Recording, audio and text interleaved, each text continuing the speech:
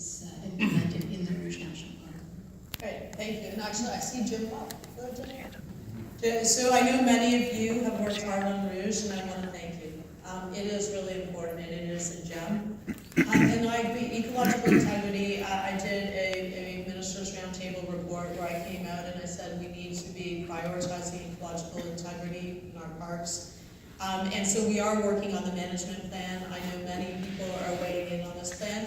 And I think Rouge is a great example of how you can come together. Because the reality is Rouge National Urban Park, an urban park is a bit different. I mean, there are farmers who live there. There are, people, families go there. And we need to figure this out. Environmentalists care greatly. There are First Nations, Métis communities there. So I agree, we need to work this out, and then we need to highlight it and get more people out there. And maybe this is an answer to your question about how do we get people to understand what's going on. I think about this a lot. Like when I wake up in the middle of the night, which is a lot, it's my old age, but when I'm not worrying about a child, because you always worry about one of your children, but I worry about how do I convince Canadians that what we're doing, that we can do it, but we have to do it. And so I think getting people out in natural spaces is really important. Because when you connect with nature, you remember what you love. And I think you have to feel wedded to nature. And I think when you're out in nature, through parks, we're trying to talk a lot about the science. We're trying to have our biologists. We've got amazing parks people, they're biologists. They can talk about species and also about the impacts of climate change through weather. Often people, they think about climate change when they see a significant weather event. That's an opportunity to talk about this. We have this report. So now our scientists are going from community to community to talk about what does the report mean. So the report means here that Toronto's going to see a lot more extremely hot days. That extremely hot days may be 5 times as many. So that means you're going to have to adapt to that. You're going to have to build better. Affordable housing. Some people live in housing that it is extremely dangerous for people living there. You're going to have to think about seniors. So I think talking about through that, but I don't know, because everyone lives in this fragmented sail and bite world, and it's hard. I can do a million town halls, and I'm not going to reach that many people. I'm going to meet often people who care, who've gone to come out. So we need everyone being part of this conversation, and everyone, my ask for you, because I always have asks. Nothing's for free in life, is you go talk to 3 of your friends. And not your friends that think we need to act on climate change, but maybe the friends who aren't thinking about it at all, or who are saying, well, we're just going to pay more. First of all, tell them to file their taxes and get their climate action incentive rebate is really important. Because unfortunately, we have others who are going to have a sticker that are going to mislead people. That we actually have, the provincial government is going to put a sticker that is misleading people about the climate action incentive rebate, how you're getting money back, and the costs of climate change we're paying right now. They're also taking us to court. They're spending $30 million of your money. So we need to be out there, and I need your help. And I need you to be positive. We also think we need to be positive. We can do this. We can do this. We tackled acid rain. We can tackle these big problems. The hole in the ozone layer, do you remember that? It's repairing itself now. We've worked on the pollutants, so we can do it, but I need your help. Everyone needs to talk to everyone, but the good news is we have young people. And the young people are going to hold us to account. They are the ones out in the streets. They are the ones saying it's our future. And I think that's important because they remind parents and grandparents and all of us that we're only borrowing this earth. Only borrowing it. It's their future, and we owe it to them to act. But if you have any other suggestions, please go online, tweet, go on social media, Instagram and Facebook, and get the message out. Maybe over here. Can the mic come, please? Can you bring the mic? Thank you. As you know, the good news you mentioned, I just want to say, first of all, really thank you for having this meeting, and thank you for your leadership in addressing this big CC issue. I think the good news, just like the other scientists mentioned, and I want to thank you also for handing out the prize to Dr. Winning So, right? And he's one of the example, the technology and innovation now is going to be part of the solution. So I just want to say here, so on behalf of Dr. Song, he's a Canadian. Even he attended the largest the competition he attended was X Prize, as you know, it's Yeah. the highest competition in the world globally. Explain this technology, because this is another exciting example. Thank you, if you may allow. Actually, this is called the technology itself, called actually C4X. We mentioned the CC is a big, it's a climate change, right? But this C4X really represents Canada, China CO2 conversion. The last word of conversion is to turn the waste, which is a big CO2, into a treasure. So the new technology actually, when it's applied to supercritical technology, they can produce all the material a lot of petroleum industry can produce, which is a huge revolution. So Dr. Song and his team is shooting for the world #1. I think the competition final finished February 2019. So the good news is again, he wants to bring the technology back to Canada. Physically, Dr. Song is in China, but he wants me to make sure, as I told you before the meeting, it's a Canadian-China team. This is great. And so this is an X Prize to figure out how do you take carbon dioxide waste and turn it into something that you can use. This is how we're getting out of the Stone Age. Look, this is amazing. Take a waste product and make something useful. I was just in Squamish, BC.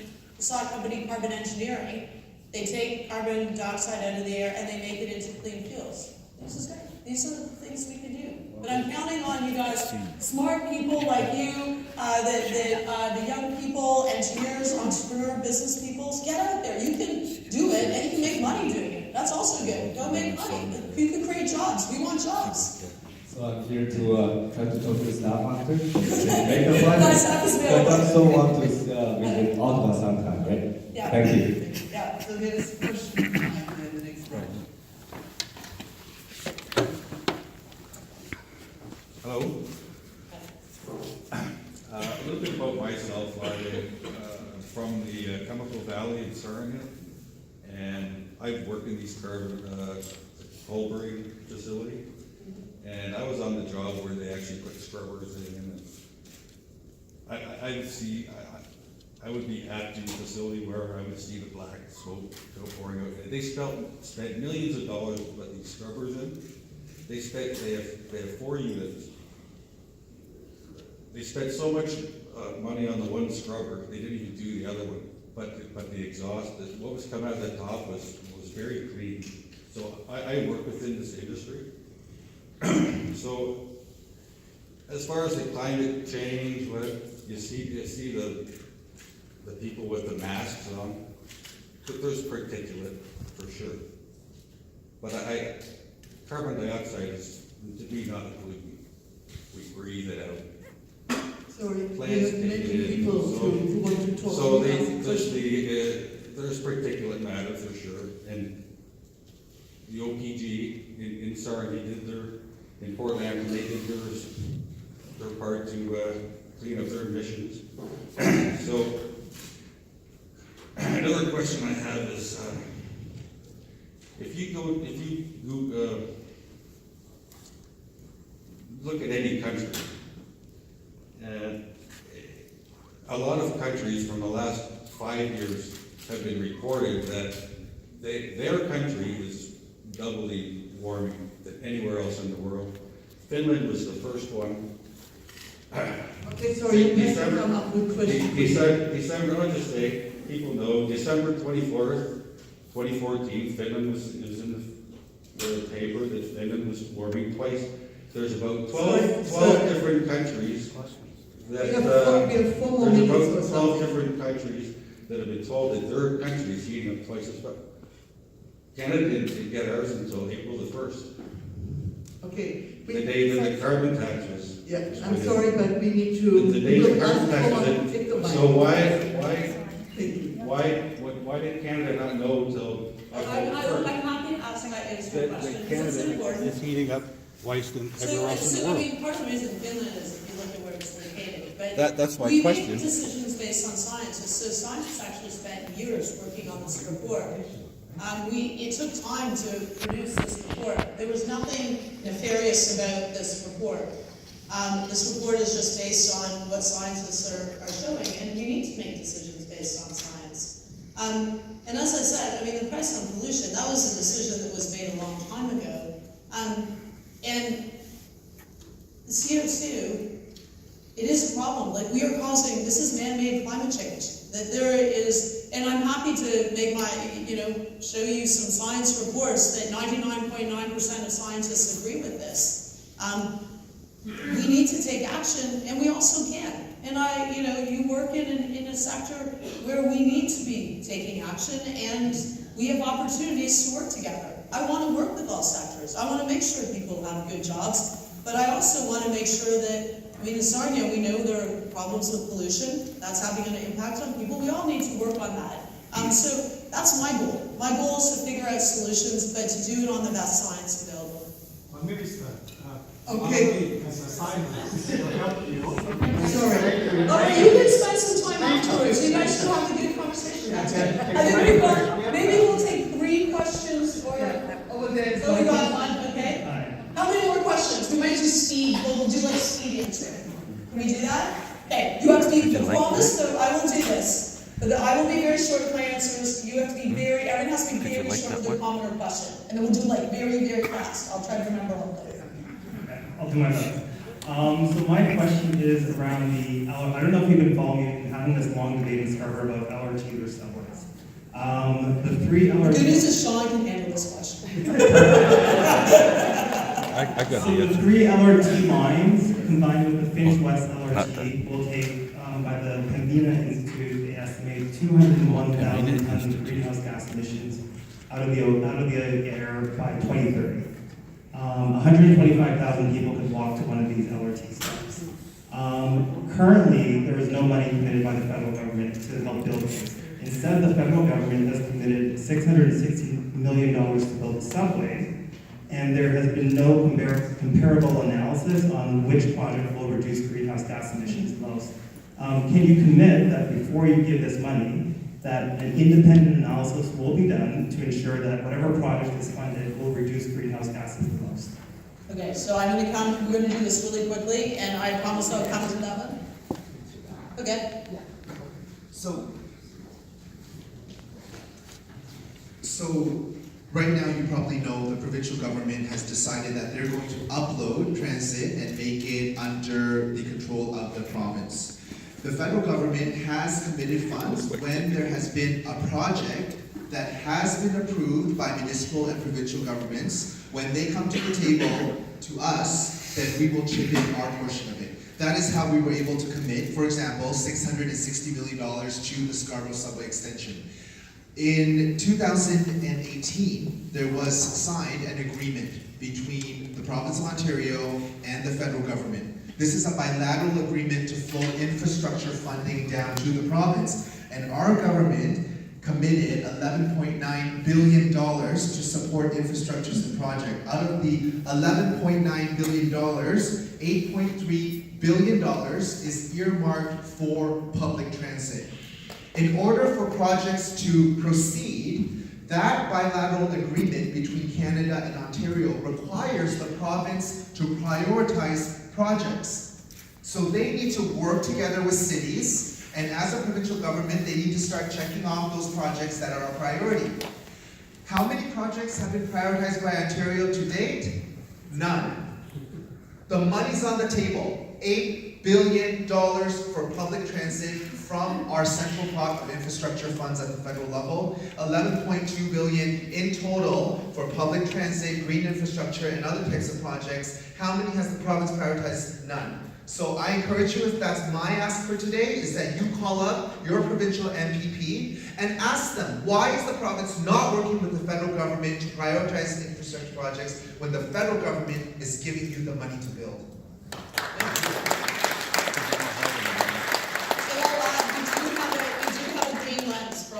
Projects. We brought in infrastructure as screen on the GHG emissions. But that's it. I mean, those are good numbers. I like those numbers. But we do need the province to play a role too. Okay.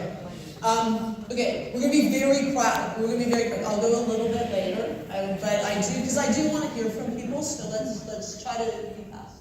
Thank you. My name is Mahmoud Mia. I am the environmentalist from the Scarborough North. Welcome to Scarborough North. Thank you. Actually, my question is about the climate change. As per I understand, I am a politician as well. I met with people there. People know what is climate change. People want to help the climate change to the government, but the people don't want to accept the carbon tax. Believe me, I have gone door to door. Everybody understands what is climate change. They know how to do with the climate change, how we can help them. But the people are not accepting the carbon tax. That is the only way. I'm asking you, do you have the only option? That is the only option to protect our climate, our environment. If you have some other options, please go for those options, because otherwise we lost the election in the provincial over here, Liberal, and same thing we are going to hit in the coming election. So this is my very clear message from the public. Please think about it. All right. Okay, we'll just continue, and then I will have a little comment on that. Hello, nice to see you again, Gloria Ressler. My question is concerning the Great Lakes Clean Water Act. You mentioned earlier in your comments about the change in the political atmosphere from the states. The Great Lakes are so important to us and to the world. How do you foresee, when you're reelected, the act is encouraged or improved under the problem with Mr. Trump? Thank you. Two more, if I can remember. Maybe if I have a pen, I'll just have to write it in my hand. Yes. Obviously everyone's concerned about climate change. My question is, and Minister, you said earlier, it's an investment in clean air. Why are you calling it a carbon tax? Why don't you call it an investment? That people might swallow that better than paying a tax. I call it president position, but even that's better. Well, I'm always willing to evolve my language. One more question, sure. Okay, one more over there, in the back. We didn't get any young people, so I'm actually going to give a few. Oh, we see some young people, so I'll give a bonus question. No, wait, we'll go to this lady here, and then we'll do your question. My question is about targets. Canada is still using the targets that were set by the previous Conservative government. The IPCC has said that we need to have our emissions by 2030. And this, and at the same time, Canada has committed to keeping temperatures to well below 2 degrees. How does our current target factor with that? Shouldn't we be making more ambitious targets? I know it's so difficult to get the provinces to commit at this point to what you're asking. But I think That's we a need very to good question. raise the bar a bit. Yeah. And all right, we've got a young person. Oh, and a counselor. We have a bonus for a counselor. Yeah. I just have one simple And question. how old are you? I'm 15. There's another 15-year-old. So it's 15 minutes. Okay, I just have one simple question. And you're not in the leaves. You're not watching the leaves. No, I'm recording. I'll watch it. So that's the good thing about young people. They've got all their bases covered. That's great. Anyway, I just have one simple question. Why is Canada still subsidizing the fossil fuel industry?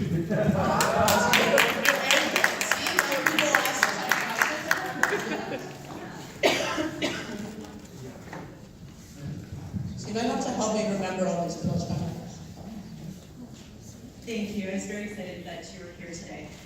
Since there are provinces that are pushing back on action on climate change, Toronto's very committed to meeting their targets, and we're ahead of schedule right now for 2020, but it's going to be tight for 2030. Have you started to give any thought to working directly with cities? Because we are beholden and creatures of the province, which kind of puts us in a bind. So if we are committed, is there any help in store for us? Okay, so I'll start with that just because I remember that one. So what we've done is we have created funds that we are directly working with cities, because you've heard about our infrastructure challenge going through the province, where we actually can't even spend any money on infrastructure, on public transit and other infrastructure projects. So what we're doing, a number of initiatives are out there. There are competitions where cities apply, and we've been funding projects that way. Also, we just announced in the last budget $1 billion through the Federation of Canadian Municipalities for retrofits in cities. So those are for arenas to make them more energy efficient, could be for affordable housing, could be for city buildings, for people. I agree with you. And cities actually control, depends on the estimate, but potentially 40% of emissions, so clearly a really important piece. So the young man back there, my 15-year-old friend, yeah, so we absolutely are committed to eliminating fossil fuel subsidies. In our tax system, we've already eliminated 8 out of 9.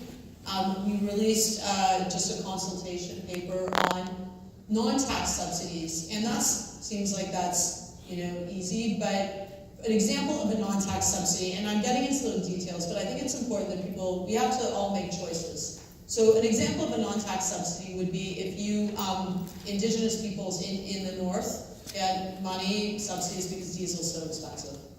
That's seen as a subsidy. Should they get that or not? I mean, probably until we get them off diesel, but I don't know. That is a conversation point. For businesses that are heavy emitters, if you support energy efficiency where they're going to get significant reductions, like, you know, if the gentleman over here talked about Scarborough, you're going to get significant reductions. Should you be helping to support those businesses? I think that's a conversation, an adult conversation that we need to have. But we are committed because we can't be, makes no sense. I agree with you. I mean, you're not going to do inefficient fossil fuel subsidies. You're going in the absolute wrong direction. But we are making massive investments in renewables and public transit and green infrastructure and all these other things, but I absolutely agree with that. The target. So the target. So the first thing that is important to know, it's very easy to announce a target. So I can announce a target today. Well, I mean, I don't want people to be very unhappy if I did it, probably, if they just say, what are you doing? But, you know, Stephen Harper announced a target but didn't have a plan. So first of all, what I think is really important, if you're going to build confidence, you need to do the hard work to get to your target. And I know that doesn't make everyone always happy. You know, Elizabeth May and I have had many discussions. We swim together. Sometimes I have to swim underwater. So I'm like, no, I'm just at swim practice. And she'll be like, you know, you need to do this.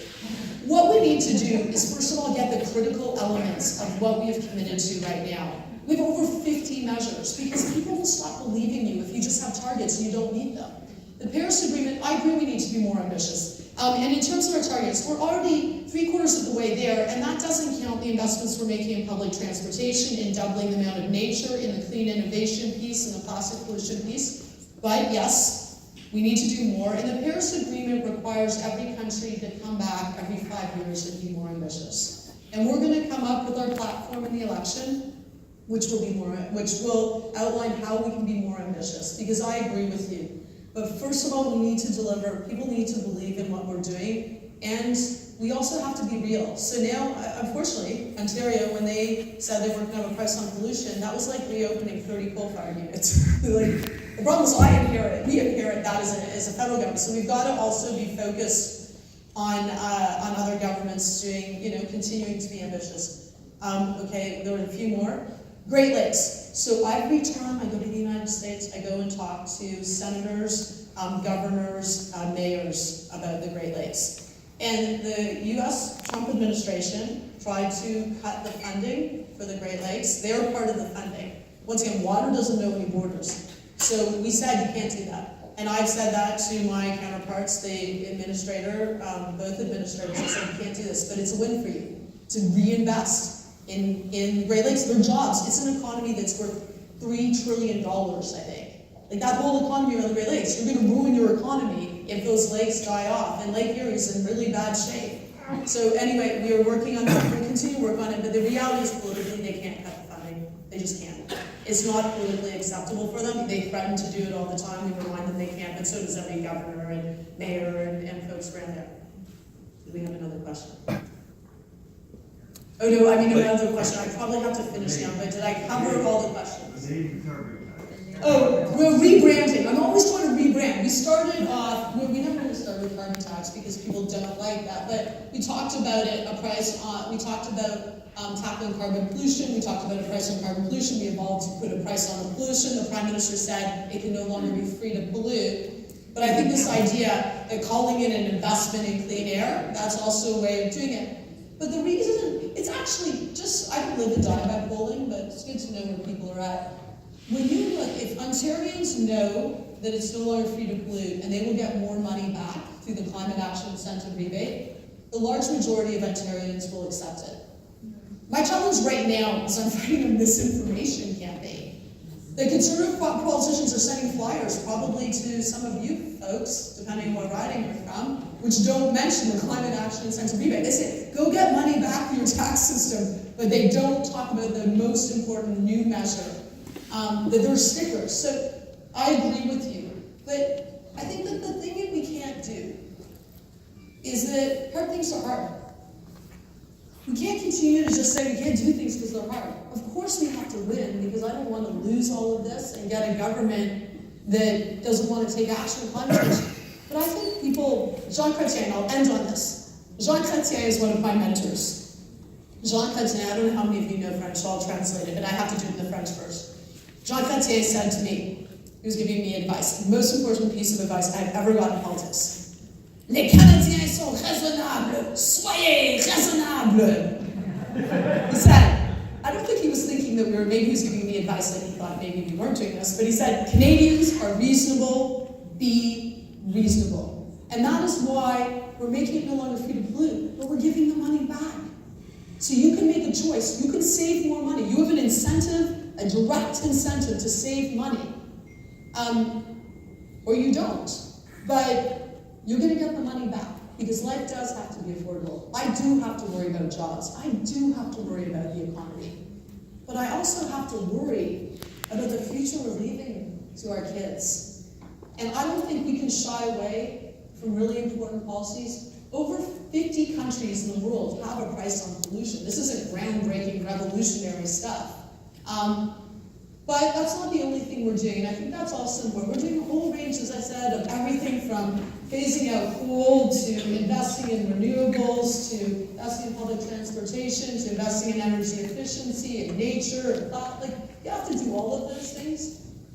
You also have to do the things that are really critical. Any climate plan has to make it no longer free to pollute. You have to create the right market incentives. But anyway, it is a real pleasure. Thank you very much. I really